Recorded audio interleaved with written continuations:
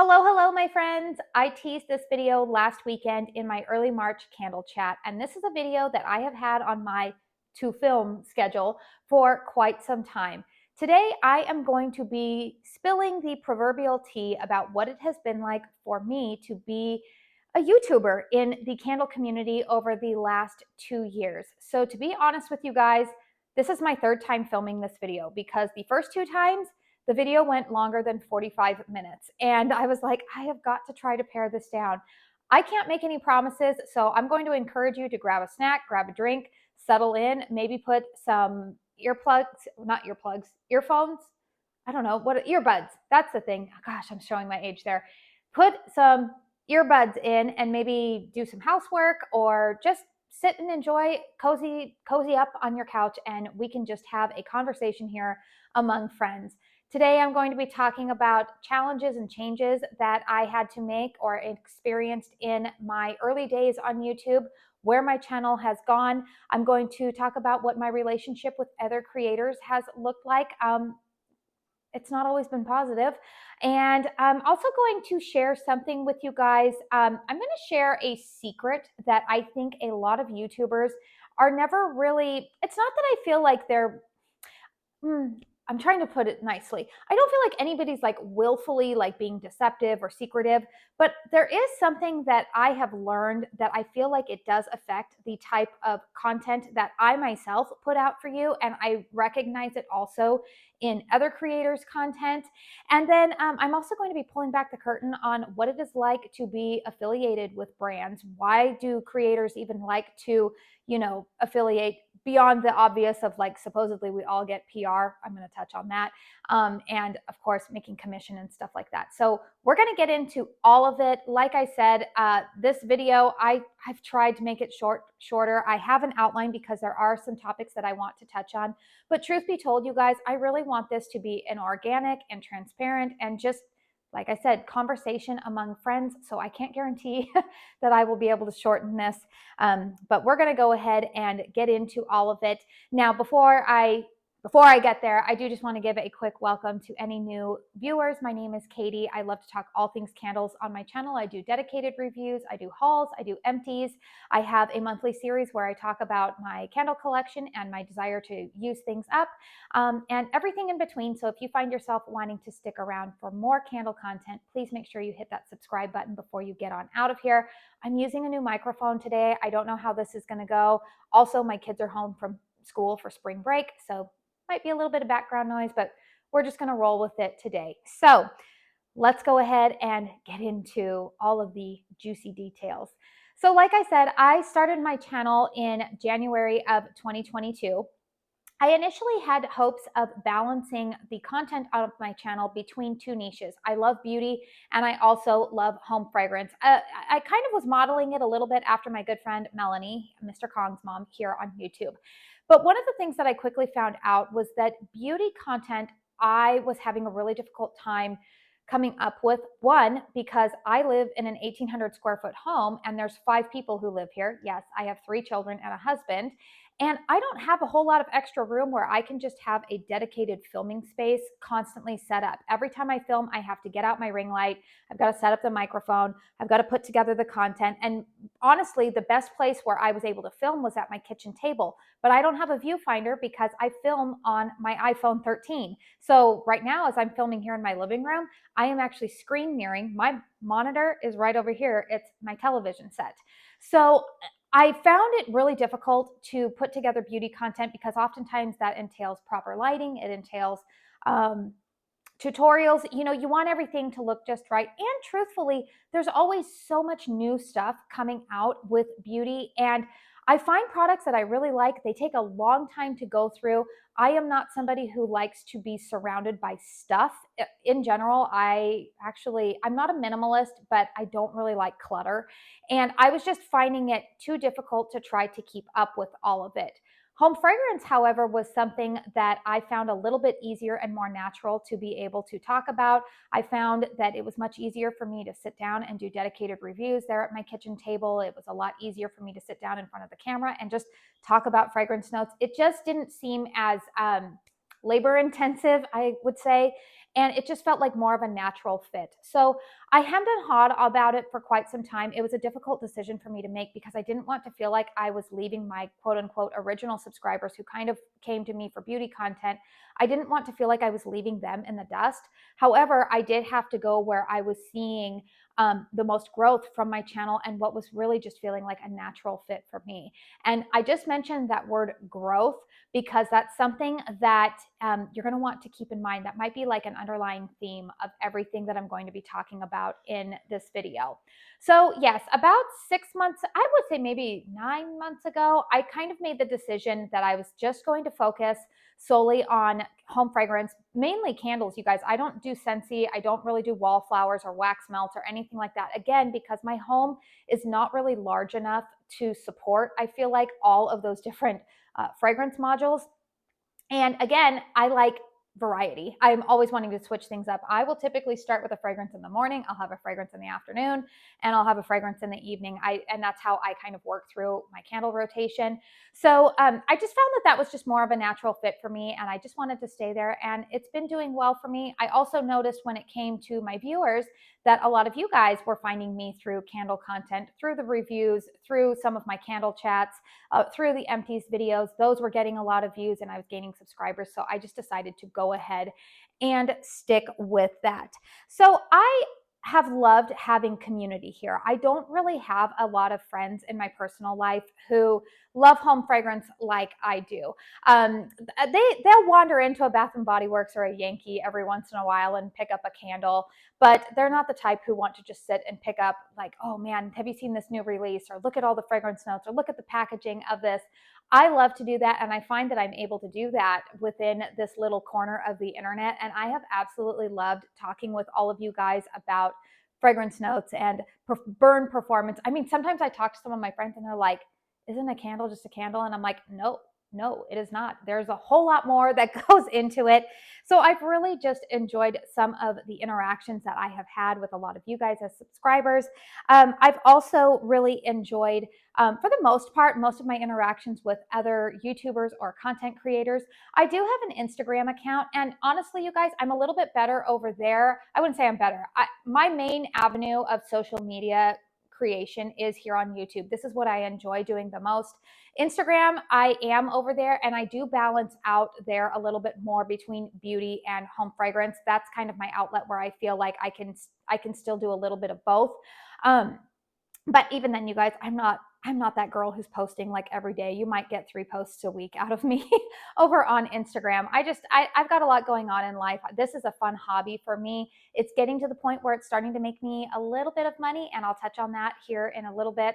But honestly, it's still pretty much a hobby for me. And my first priorities still in my life are my family. I am a mom of 3. I have 15, 12, and 10-year-old children, 2 girls and a boy, and they keep me hopping. I'm also married. You guys have met my husband, Cody, on a couple of videos that I have done. But yeah, I do this as a hobby and I enjoy it. But I enjoy the other interaction with other creators, and I've met some wonderful people in here. Now, you guys know that I have collabed with Melanie a few times. Quite a few guys have found my channel through our collaborations, and she was probably one of my best cheerleaders in the beginning when I first started out my channel. She and I actually, I've got a little itch here. I've been a subscriber of hers for many, many years, and I frequently commented on her videos. And, you know, honestly, you guys, if you comment a lot on our videos, we take notice. We take notice of the people. We remember your names. We see them. We see the people who are constantly interacting with us in this weird little cyberspace. And anyways, she and I, you know, obviously I followed her over on Instagram as well, and then she followed me, and we just kind of struck up a little bit of a friendship. And she was one of my biggest cheerleaders just starting out my channel. And she kind of laid the groundwork because I feel like my channel kind of models her a little bit. I don't, obviously now I'm dedicated to home fragrance, but I still feel like the way that I like to approach filming for my channel, I like it to feel very cozy and homey. I'm here in my home.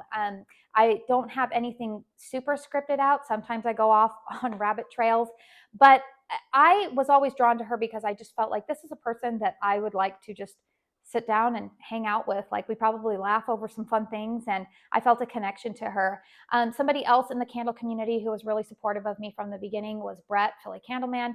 He gave me some shout outs over on Instagram. And you guys, when you're first starting out a YouTube channel, having some people who have been there before you and kind of, you know, like, you can do it, you can do it, is really helpful. I also interact quite a bit over on Instagram with Fiona from Wax and Facts. A lot of you guys know her from Instagram, and she's also pretty active in the Homeworks and Kringle and a lot of other candle groups. She is known for some beautiful photography. There's others. There's Rachel. There's Diana, Wendy. I mean, there's a bunch of them over on Instagram that I've made some good connections with. Here on YouTube, other creators that I frequently interact with, Drew Yock.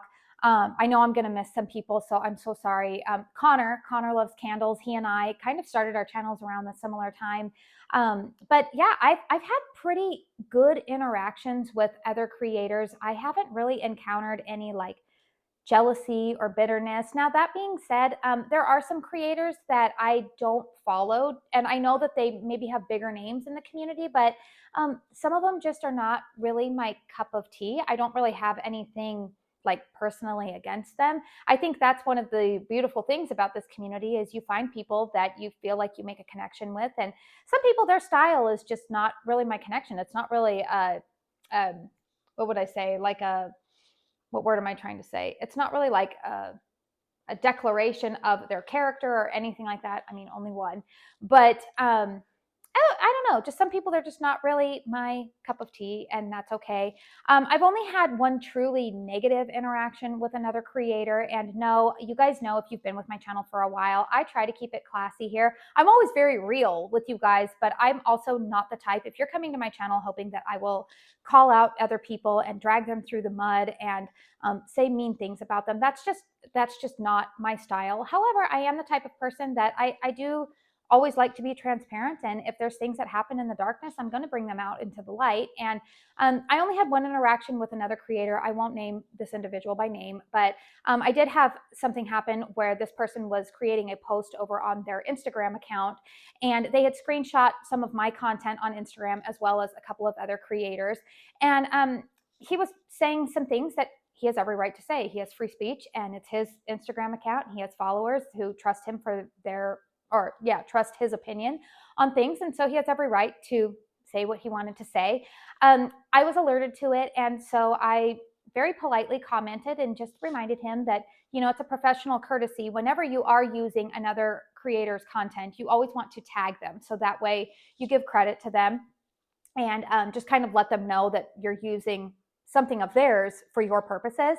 And I very politely let him know that, that's a professional courtesy. And then I proceeded to introduce myself. And I was just giving my opinion. He actually asked for thoughts. I went ahead and gave my opinion, thinking like, okay, maybe we might be able to have a dialogue about this. The next day, the creator, I found out, had hidden my comment, and then he proceeded to block me, and he blocked all of the other creators whose content he used. So it just became evident to me. I was like, okay, this individual is only really interested in an echo chamber. And that's that. Truthfully, you guys, I had already kind of been warned about this person before, and I was like, okay, well, I kind of was warned that you might be a snake, and you can't really be mad when a snake acts like a snake. So I don't wish him any ill will. People clearly subscribe to him and find value in the content that he creates. But like I said earlier, he's just not my cup of tea. And that's only really been my only negative interaction. So why don't we go ahead and talk about YouTube? Because I know a lot of you guys are here always kind of, I feel like sometimes YouTubers like dance around these topics, but since I'm kind of a younger YouTuber, I don't really have a whole lot of skin in this game yet. I thought that I would just kind of share with you some of the things I've never really heard other YouTubers talk about.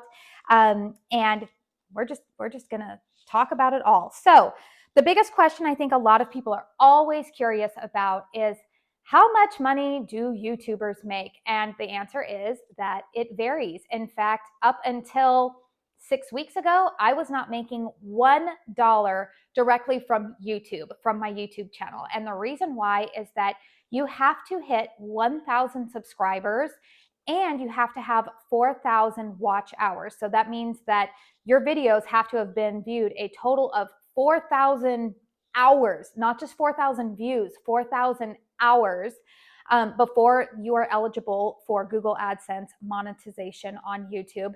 And in combination, you have to have the 1,000 subscribers. So honestly, I actually hit the 4,000 watch hours last summer. It's why early on in the process, you kind of have to keep kicking out content, even if they're not getting the most views, even if you're not seeing a whole lot of growth in subscribers, because the more content you put out into the YouTube algorithm, the more chances it is where you're going to accumulate those watch hours. Now, the subscribers, I just hit 1,000 subscribers back. I want to say it was late January, early February of 2024. That's this year that I'm filming this. I hit the 1,000 subscribers, and you guys, that's a really big milestone for YouTubers, because I think one of the reasons why a lot of people kind of quit with YouTube is that it's a lot harder, I think, than most people would think of. I think the ones who gain like an instant following on YouTube, usually it's because they probably already have an established following, say over on Instagram or TikTok. They kind of already have a name, or maybe they have I don't know, they're the head of a company or something like that. But for somebody like me, who's just a stay-at-home mom trying to create her little niche here, in like a smaller niche within a bigger niche, it takes a lot of work. It does take time. Like I was saying, I don't have a dedicated filming space. So it does take hours out of my week where I have to set aside time where I'm going to be filming. I do edit my videos. Like, I don't get really crazy with the editing, but I do have to cut out the beginning when I'm counting down for when I'm going to start filming. I like to try to incorporate B-roll every once in a while, and I like to incorporate graphics. And a lot of the reason I do that is because quite a few of you guys mentioned that you like seeing that in videos. So I thought, okay, I'm going to try to bring my viewers what they're wanting to see. But there's a lot of hours that goes into it. So you've got the filming, you've got the editing, you've got the planning out the content, you've got trying to, for me, I'm always trying to accommodate that, usually trying to squeeze it in during the few hours that I have Monday through Thursday where my children are in school, because I don't want it to be really noisy in the background. I'm trying not to interfere with my family's time. So there's a whole lot that goes into it. And then when you put a video out and it gets 50 views, you're just like, oh man, that was a lot of work for not a whole lot of payoff. So I think that's one of the reasons why a lot of people get discouraged, but I just kind of kept going. And truthfully, you guys, I actually enjoy this. Again, it's a hobby for me. I really enjoy it. So when I was officially eligible for monetization about a month and a half ago, I did go ahead and become a YouTube partner. And so now I do make, you guys, I do make money off of the Google AdSense. But let me tell you guys, okay, the misconception that these YouTubers are just making so much money off of YouTube, it's quite laughable. A friend of mine who works in marketing actually told me this about a year ago. He said that the average, now it may be up or down, due to inflation right now. He said the average advertising payout that a content creator gets for every 1,000 views that they get on their YouTube channel, it's about $19. So think about it. A channel my size, on average, my videos usually average about 400 views per video. I have to kick out 3 videos a week to make about $20. So I'm not raking in the dough here, you guys, on the Google AdSense. Now, for some larger YouTubers, say they have, 100,000 followers or greater than that, and say they're kicking out a couple of videos a week, even if those videos are, say, getting 10 to 20,000 views per video, they're, now they're making probably enough for like a little part-time income. But still, truthfully, you guys, the amount of money that we make from Google AdSense does not really pay for all of the time and effort that you're putting into your content creation. And to be honest with you guys, like I said, some of us view this as a hobby, but some people do view it as their full-time job. And those are the people that they're really going to be investing in their lighting and their sound equipment and having dedicated studios and whatnot, because again, if they get that larger following, they usually can get more money through the views, and they usually do also have affiliate links, which I will talk about that here in a couple of minutes. But yeah, when you grow For me personally, one of the ways that helped combat me being discouraged when my channel was taking so long to reach that 1,000 subscribers was I was looking at the percentage of how many views am I getting per video in comparison to how many subscribers I have. So for example, the way that I break this down, at the time that I'm filming this video, I have around 1,140 subscribers. So, just I don't have a huge channel. It's a baby channel here.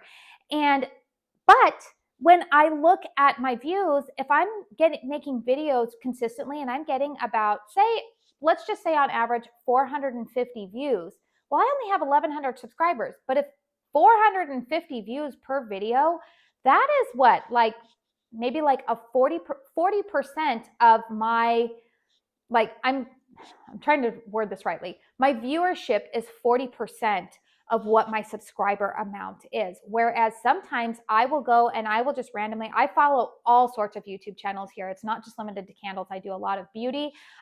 One of my things that I love to do, I love to travel via cruise ship. So I follow a lot of cruise channels. I follow some lifestyle blogs.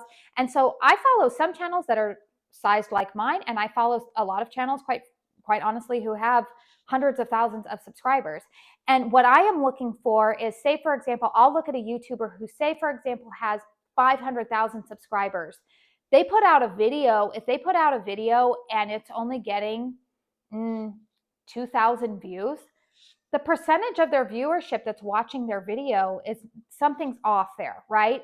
So that has always been how I have kind of estimated, how am I growing? Am I still producing content that my audience likes to see? Are people, subscribing to my channel from that? And so those were some indicators for me that I was like, okay, I can go ahead and stick this out and keep going. So as your channel grows, it does open up the opportunity for you to possibly have affiliate links. You're allowed to start applying for ambassador programs. Yes, you have to apply for that. Brands do not just, for me at least, it didn't happen where they just reached out to me and said, hey, we'd love to send you some free stuff. No, it doesn't work that way. So if you have been with my channel for a while, then you guys know that I am a brand ambassador with both Homeworks and Kringle.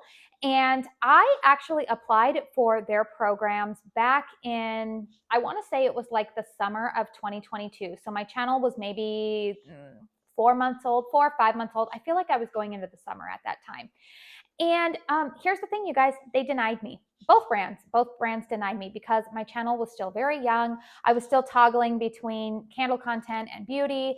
I just didn't really have a large subscriber base at that time. And honestly, my content was not as consistent as I feel like it is now.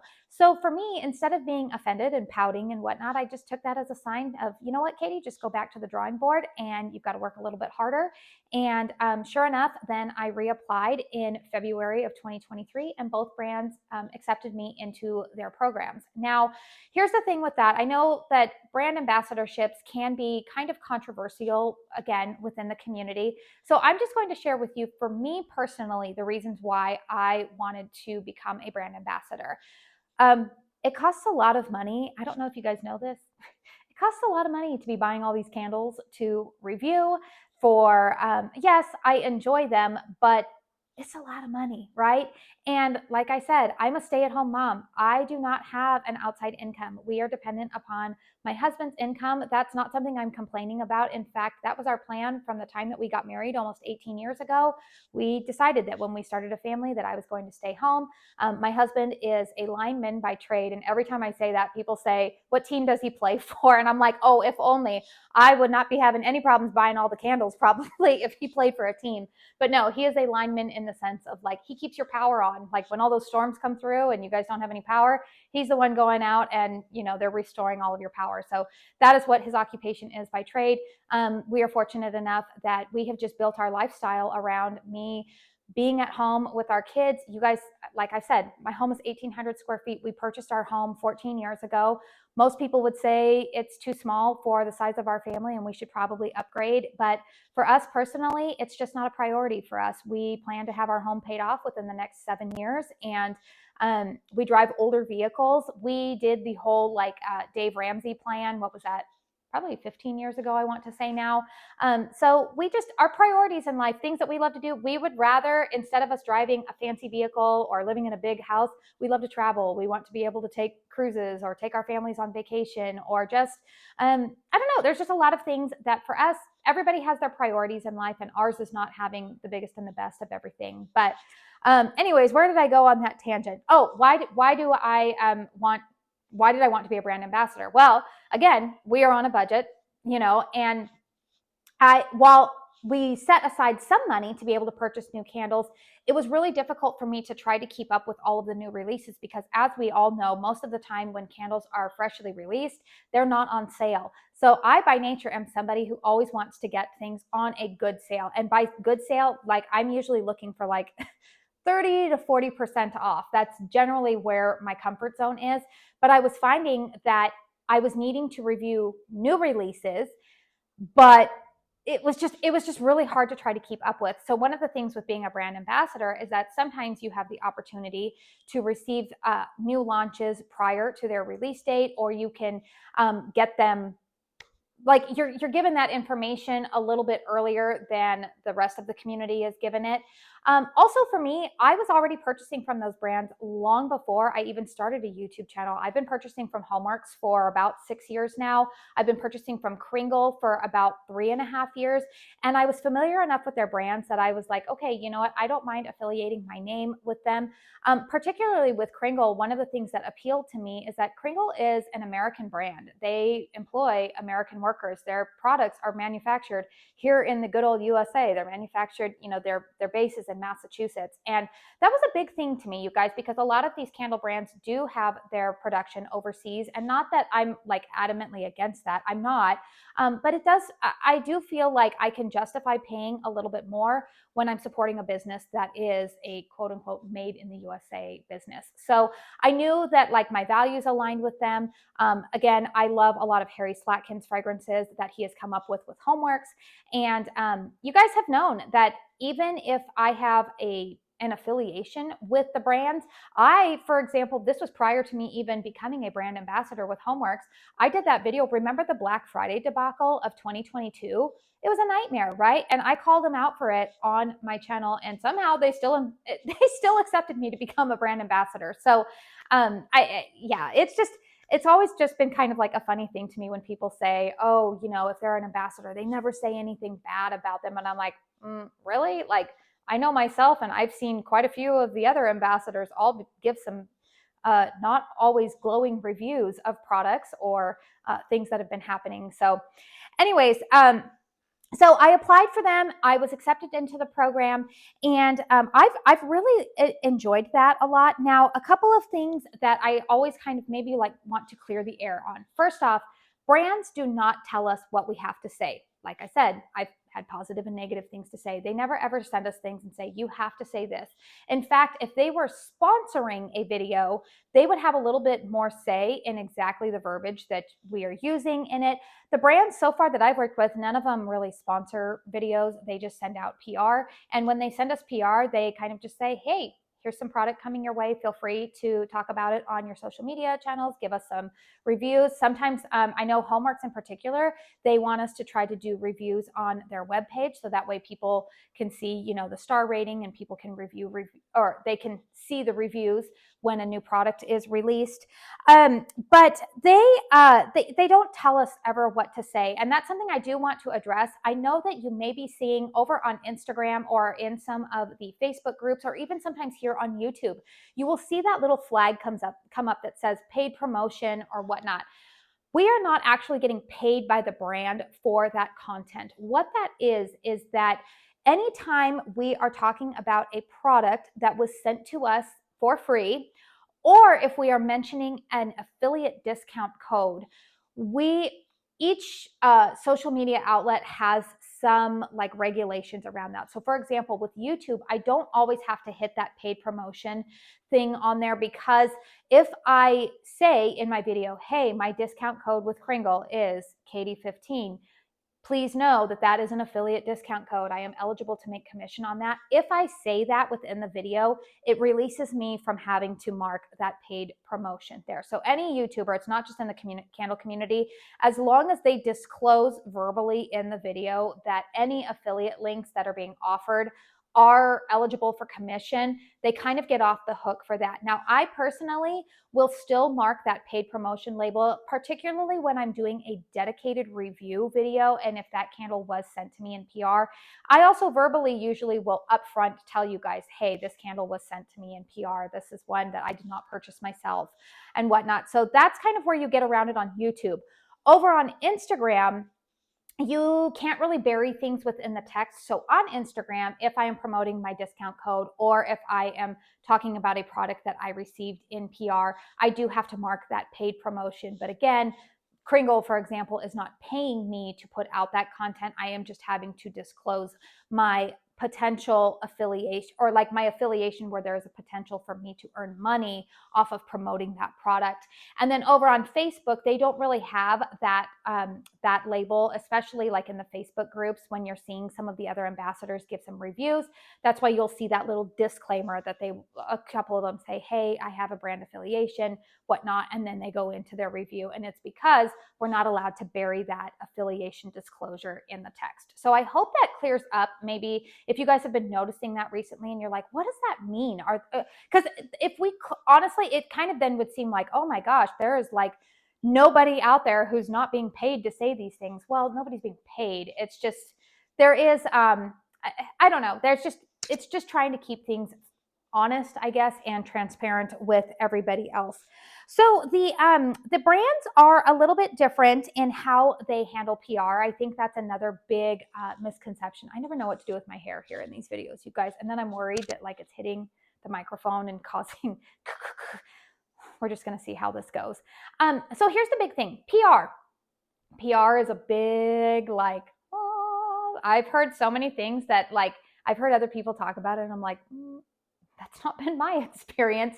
All right, so PR is not sent to everybody. Let's just get that out of there. Now, each brand that I am affiliated with handles PR a little bit differently. So for example, Homeworks, they will every once in a while send us an email. They will say, hey, you have been, it's actually usually through Shopify collabs. That's like the third party, I guess, that they use to kind of oversee all of this. Each brand has like a contact for the ambassador program, and we talk to them with any questions or whatnot. But the Shopify collabs will then send us an email that says, hey, you've been chosen to receive a free gift from Homeworks, for example. And then what they have been doing recently is they will either, sometimes they'll let me know, hey, we're going to go ahead and send you this item in PR, which I'll have a haul video coming up where I received an item from Homeworks in PR. We're just sending this item to you. And I'm like, great, cool. Other times they will send us something where there's like 5 candles to choose from, and they'll say, select one, and then we'll go ahead and send that to you.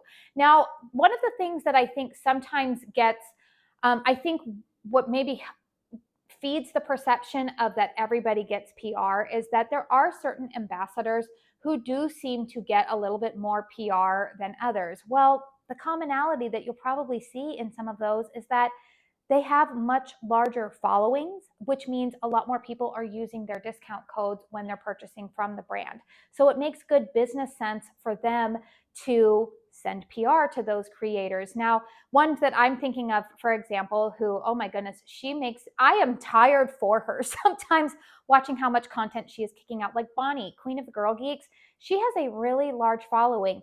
And she also works really hard, you guys. I see how much content she's kicking out, and I am like, girl, you work hard. And she maintains like a positive and happy demeanor while doing it. And I'm like, hats off to you, lady. I mean, she really does a good job. So for me, as another content creator, I don't feel like, why is she getting PR? I don't feel that way. She works really hard. And I believe, a biblical concept, a workman is worth his wages. And I know how much work goes in behind the scenes of YouTube. I know how much goes into all of this, and she's working hard. And I think, why not give her some free candles? And truthfully, here's another thing I will touch on here. sometimes all of the free stuff, it's a blessing, but there is a little bit sometimes where it can feel a little bit like a curse. So I'm going to go ahead and touch on Kringle. So their PR program works a little bit differently than Homeworks. So Kringle, the way that they do their PR program, they have a lot more brand ambassadors, I think, than Homeworks does.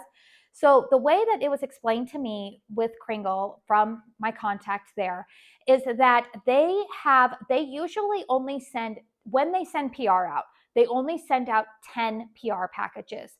5 of those packages go to the top 5 ambassadors whose discount codes were used the most. So they're keeping track. Again, smart business move, because this is how business is done in 2024. They are seeing what ambassadors are bringing them the most business. It makes sense then that they send those ambassadors their new launches, because those ambassadors clearly are getting the word out about their product. So they automatically send those 5 people their new launches, which you guys, sometimes some of you guys could probably pinpoint who all of them are. Again, usually common thread that they have larger channels. Although I will tell you, this is not me like, whoa, bragging on myself, but I did pretty well with the new spring launch. And that was because it was the first time that I received a full collection in PR. So I've been with the Kringle program for over a year. This most recent spring summer 2024 launch was the first time that I was selected to receive an entire collection in PR. I saw other ambassadors last fall, last winter receive entire collections. I had received, I want to say I received, I think 3 or 4 reserve line candles in PR, but that was a little bit tricky for me because they are in Massachusetts. I'm in Arizona.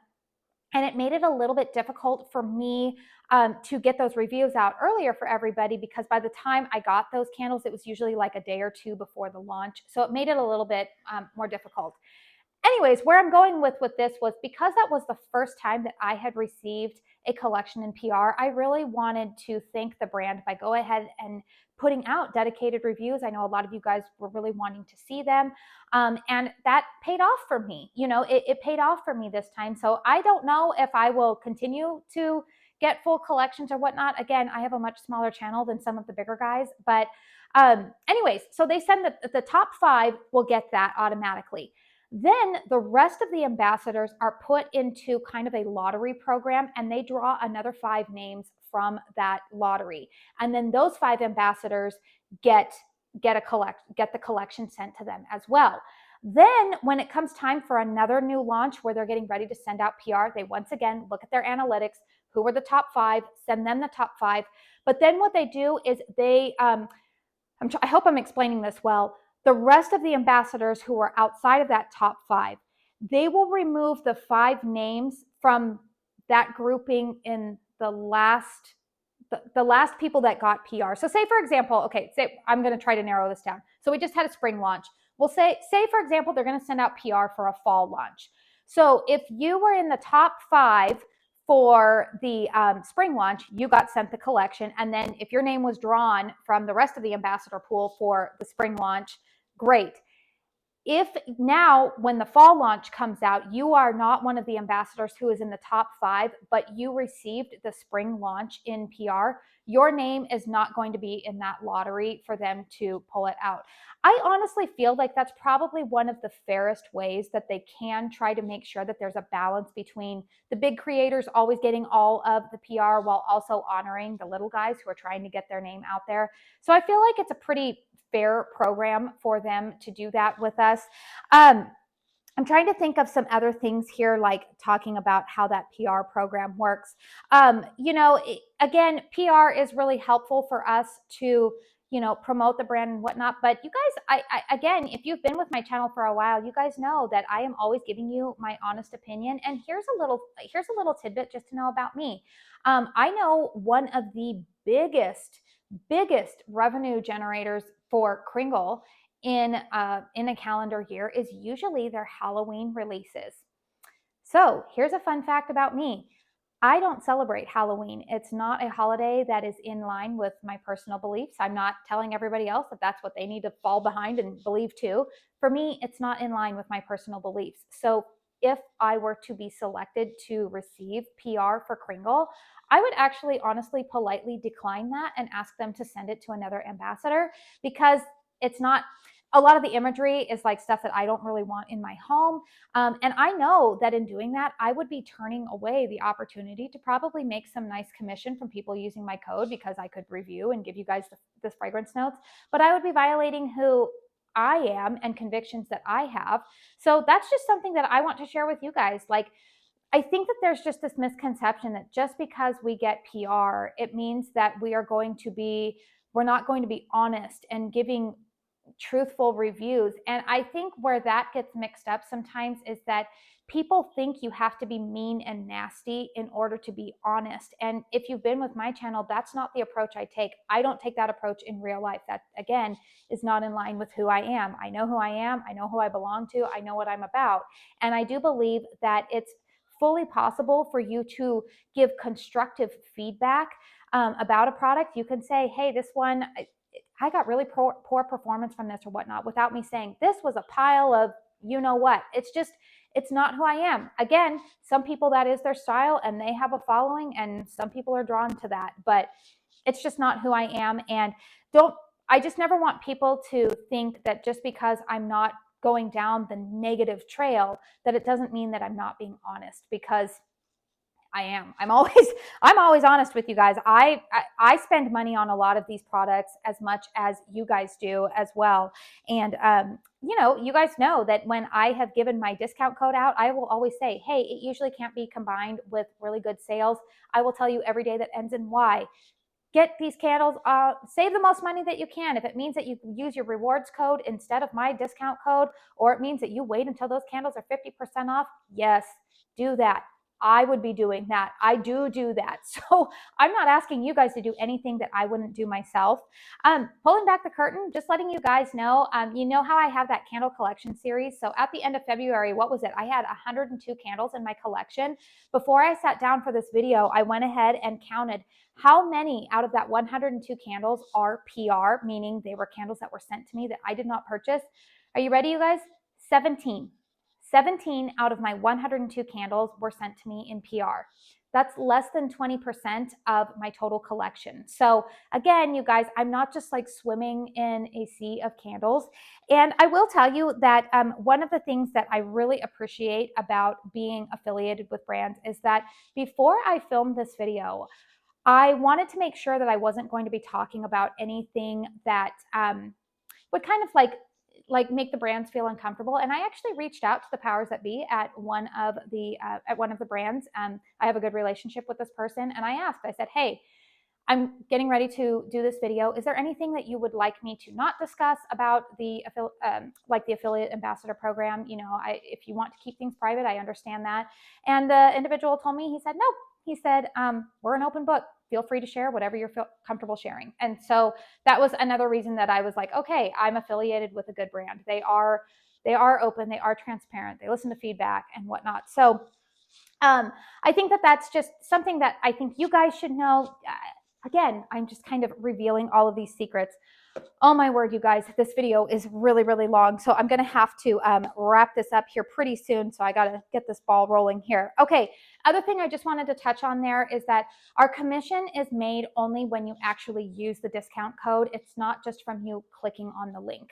So I do always want to clear that up, because I think sometimes people think, oh, if I click on it, they're making money. No, you actually have to use the code in order for us to make any kind of commission. And I always say, if you're not comfortable with that, don't do it.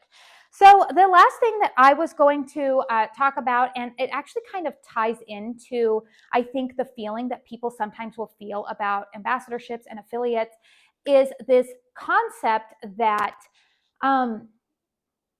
that we're not honest, or that we're biased, that there is bias because we are affiliated with a brand. And here's a secret, you guys.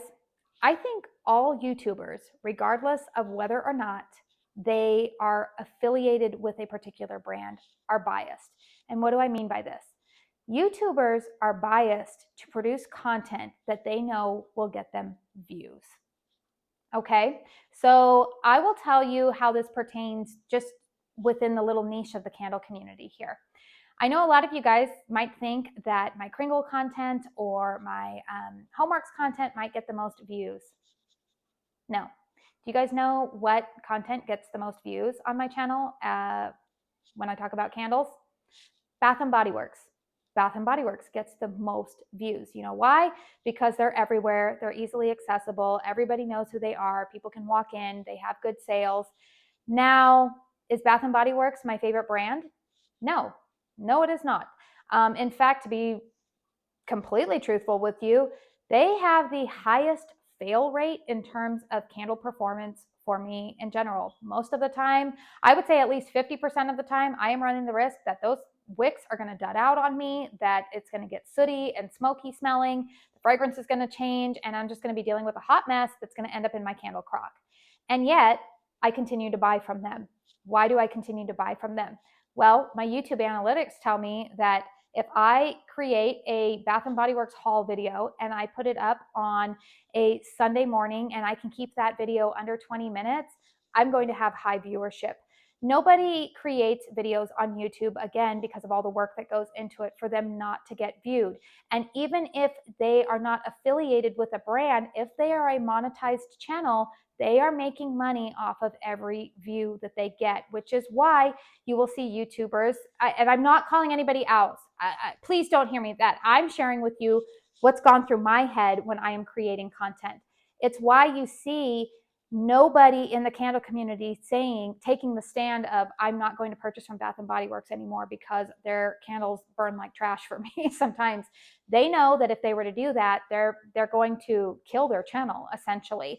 They're going to bite the hand that feeds them. So they can't do that. I can't do that. And so I willingly every month still have to allocate part of my candle budget towards purchasing new releases from Bath and Body Works, because I know their products, especially if I talk about their new releases, those are going to get views. And where I'm going with that is that the bias then is going towards, I'm going to create content that is going to get me views. This applies not just to candles. This applies, even I've seen it in the beauty space, where some creators, their niche is a more luxury audience, but boy, oh boy, especially in the last 4 years, have I seen drugstore content really take off. Well, why? Because those are getting views. And if those YouTubers have affiliate links, say through an app like to Know It, or any kind of what's the other one I'm thinking of? There's all sorts of ones that work through affiliate. Amazon videos do really, really well. They have affiliate links in there. Well, if you have, say, 10,000 subscribers and those 10,000 people you make more money if you have 10,000 people buying the $5 foundation, you're going to make more money off of that than the 50 people who are going to buy the $70 Chanel foundation. So I'm just saying that one of the things that I've seen is that all YouTubers have bias to a degree. Every single one. They are biased towards what is going to get them views, what is going to gain them subscribers. And even I think that this feeds into the type of content that they're going to be pushing out. I know for a fact if I title this video spilling the tea or revealing secrets, people are going to click on that more than if I title it, I'm sharing my experience as being a YouTuber for 2 years. Nobody wants to hear about that. We all want to know the tea, right? And so people are going to click on that. I know sometimes it can be viewed as clickbait, but those type of videos get views. It's also why some channels are really popular, because they just always take a negative tone. Again, that's not my cup of tea. I don't follow channels like that, but I am not naive in thinking that there's a lot of people who love drama. They love it. And it just is what it is. So the next time you think maybe somebody their opinion might be more unbiased, just remember, look at the content that they're creating and think, well, are they monetized? If they have over 1,000 subscribers, they are more than likely making money off of those videos. So I think that's it. I think, oh man, you guys, I could probably keep talking more and more and more, but again, this is a very long video. I tried, you guys, I tried so hard. I do want to end this on kind of a positive note, because I feel like that was kind of a Debbie Downer moment. But the one thing that I do want to say that I have really learned the most about the community here, especially with the candle community and just here on YouTube, is that overwhelmingly, I've had a positive experience with it. It's something that I am continuing to enjoy. It is something that I have really liked, finding commonality with people who otherwise I suspect I probably have different points of view on in a lot of other areas of life. I am, again, not naive. I am aware that we probably have some different political viewpoints or different religious viewpoints, or maybe we live different lifestyles, or maybe we parent our children differently, or I don't know, I eat this way and they eat that way. I mean, we can find so many things to divide us these days, but one of the things that I've loved is that we've been able to open up doors just through something as simple as loving, like making our home smelling nice. I mean, who would have thought, right? So it's been an overwhelmingly positive experience for me. And again, I'm going to keep on keeping on with this. I hope you guys enjoyed this video. If you did, please hit thumbs up. It really helps me out with that old YouTube algorithm, because again, I'm trying to grow my channel, want those views. But no, truthfully, you guys, I really just enjoy the interaction with all of you guys. This has really been a fun thing for me. And I really want to thank all of you guys for being with me on this journey and on this ride. It's not over yet. I'm still on it, still learning a lot of new things. And yeah, feel free to comment down below if you learned anything new from this video. Maybe I talked about some things that you've been wondering, but you felt like maybe it was rude to ask. If you have any other questions that you would like me to answer, please feel free to put them in the comment box down below. I'm also over on Instagram, and I always put this out there. If you ever have questions, I mean, that are reasonable, you know, we don't need really weird, intrusive questions, but like I always put it out there, you guys. Like I love having dialogue. I love having dialogue about if people ask me, you know, things beyond the candle community. If you ever want to ask, you know, if you're having a hard time parenting your kid, or maybe, you know, I make no secret that I'm a Christian, and there's a lot of things that Christians are known for what they don't believe, but maybe you're like, what do you believe or whatnot? I'm an open book, you guys. So please always feel free to send me a DM over on Instagram if you ever want to have that kind of conversation. But yeah, I just always ask that the comments remain respectful down in the comment box down below. Please, no bashing other creators. No, please, I will delete comments like that. Those are the only comments that I will delete, because again, I'm not into having a negative space going on around here. I won't tolerate that. So, you know, I just want everything to be positive and encouraging, and we can be critical, but there's always a spirit that can be done in as well. We can speak the truth in love with one another. So I feel like I'm starting to ramble too much. I should probably end it here. Thank you for being here with me today. Subscribe if you're new, and I want to say that I hope you all go out and have a very blessed day. Bye.